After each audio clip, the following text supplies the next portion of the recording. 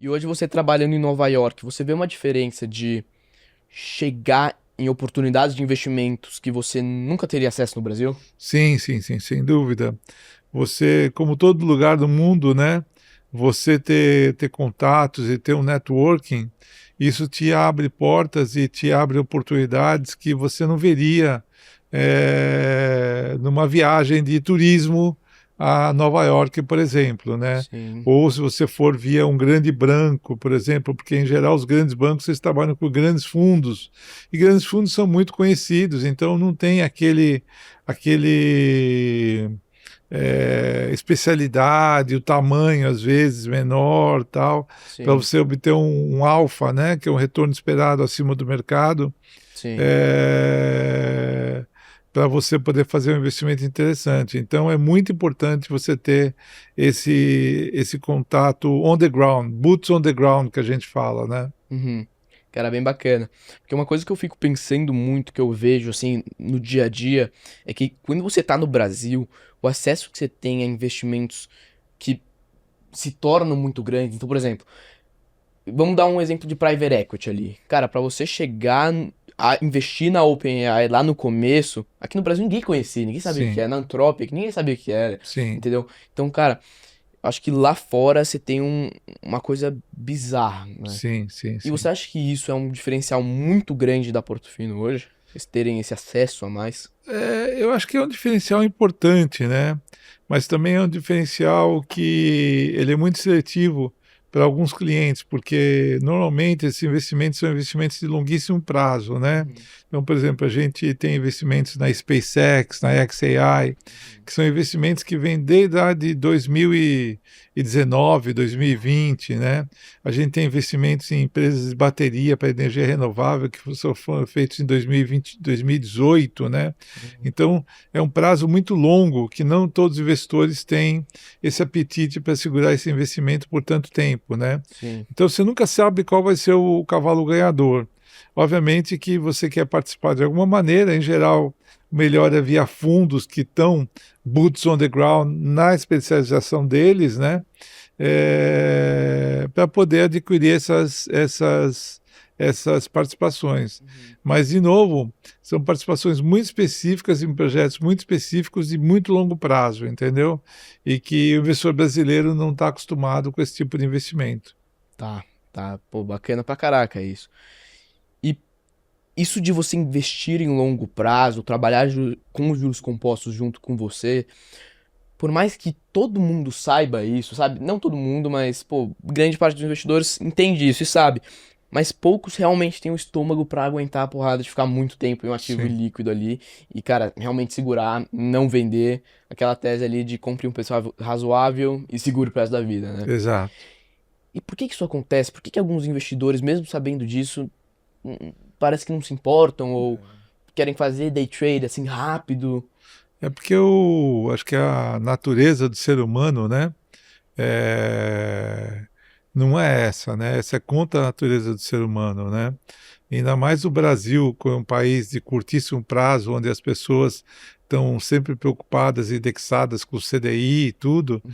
acaba enviesando o cliente a sempre buscar altos retornos com baixo risco e prazo curto, né? Sim. O que não existe, né? Nem no Brasil, nem fora do Brasil, né? Uhum. Então, os investidores, infelizmente, acabam perdendo essas oportunidades por não ter essa visão de longo prazo, né? Uhum. E como que você desenvolveu essa visão de longo prazo? A minha visão de longo prazo foi desenvolvida através da minha vivência fora do Brasil, vendo isso por muitos anos, né? Vendo essas histórias, não só agora, a gente está falando de Anthropic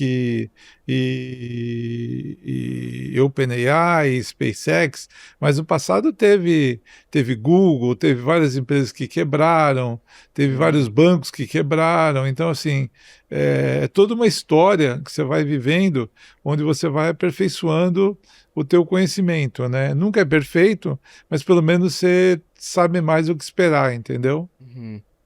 É, isso aí é muito complexo, né? E o poder dos juros compostos que ele tem sobre seus investimentos também, né? Sim, exato. O juro composto é, como diria Warren Buffett, a oitava maravilha do mundo, né? Então, o ideal, como você falou, é encontrar um bom investimento e nunca vender, né?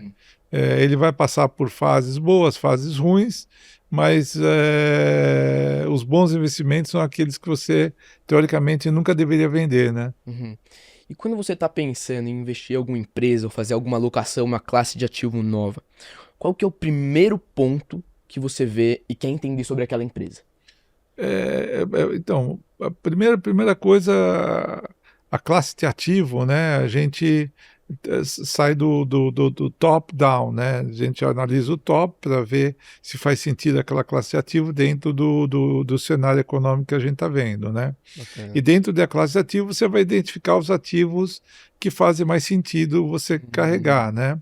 E aí é aquela história que o Warren Buffett está cansado de falar, né? A empresa tem que ter uma vantagem competitiva, Uhum. tem que ter um moat ao redor, tem que Sim. ter um retorno sobre o capital, né? Uhum. Mas o que eu acho que é mais importante no final das contas é o management, né?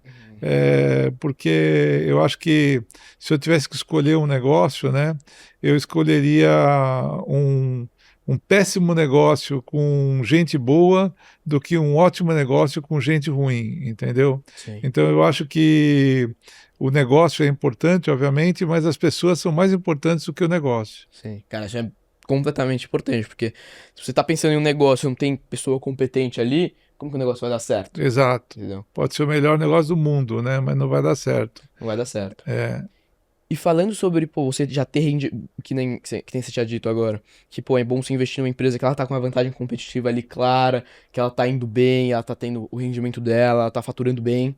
Só que quando você olha pra trás e você vê os venture capitals, que estão começando agora, sim, então eles estão formando o business model deles, eles estão formando o propósito deles ali dentro do mercado, às vezes não tem tanto faturamento, sim, entendeu? Mas é alguma coisa inovadora que ninguém fez, mas, sim, cara, por eles não serem tão grandes, às vezes a vantagem competitiva não fica tão clara, sim. entendeu? Vale a pena também investir neles? Então, sem dúvida nenhuma que vale, né? Outro tipo de risco, outro tipo de perfil, né? Uhum, Mas eu acho que sem dúvida nenhuma são complementares. Algumas vai dar certo, outras não, né? uhum, Então, você nunca vai acertar tudo, né? sim, Mas são complementares, então acho que vale a pena sim. sim, Tá? De novo, o que vale o peso varia de acordo com o investidor e a estratégia que você está fazendo. uhum, Mas, em geral, uma coisa é complementar a outra. uhum. Tem alguma estratégia que você acha que se destaca nessa parte de investimento em venture capital?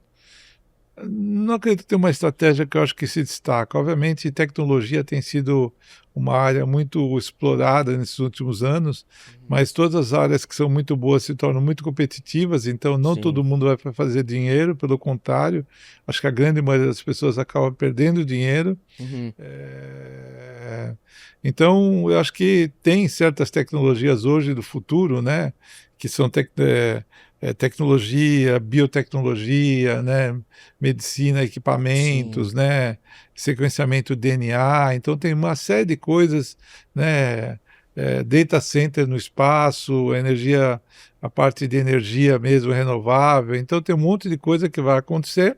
Uhum. Nem todo mundo vai ganhar, nem todo mundo vai perder. Alguns vão ganhar, outros vão perder em diferentes dimensões, né? Sim. A questão é como você escolhe seus cavalos, e aí de novo a gente volta nas pessoas, né?